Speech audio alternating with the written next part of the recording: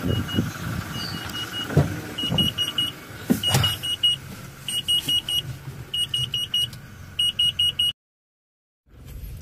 guys, welcome back sa aking channel. So ngayon naman guys, inspection naman tayo. So ang unit na to guys is Toyota Hilux to. So GR. So yan guys, GR yan o. So yan, customer concern nito guys is yung BSM nya. So malfunction.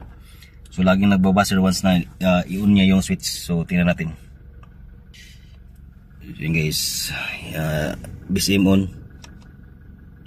So yan. Oh yan. Sa kabila din, yan.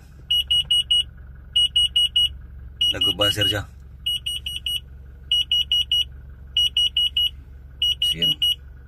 So yan guys, both BSM ang malfunction left and right. So usually guys, sabi sa ating experience is isa lang yung nagiging trouble. So ang ginagawa natin yan guys, pag isa lang yung nagmalfunction, SIM part number lang kasi yung BSM sensor sa master and slave. So pinag-swap natin. Kung mag-transfer din yung malfunction sa kabila, so ibig sabihin yung sensor ang may problema. Pero ito both sides. So ipapakita din natin kung ano yung nakita nating trouble. At ipakita din natin kung saan yung location ng BSM sensor. So tara.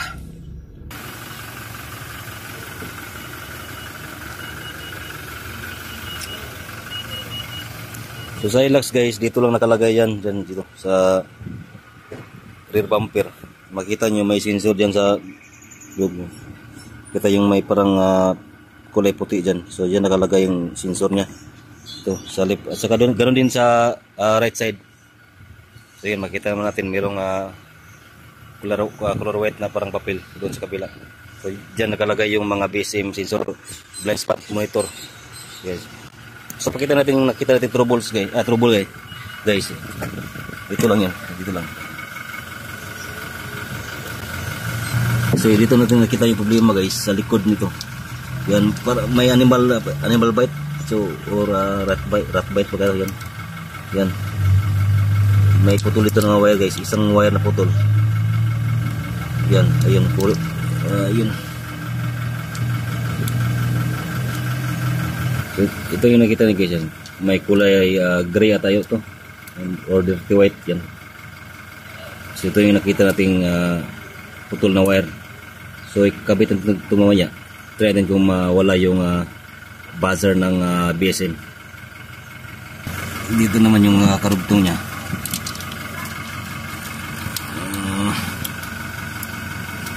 Kasi kulay, ito ang kulay. So yan, meron siyang ano ito, kit-kit sa ilaga guys yan. Halos dalawa yung lapit na putol, isang wire lang yan. So try natin i-fix kung mawala ba yung indicator ng BSM. So yan. So yan, narugtong na natin yung putol guys. So subukan natin ngayon kung nawala na ba yung customer concern. Yan, tapos na. Try natin.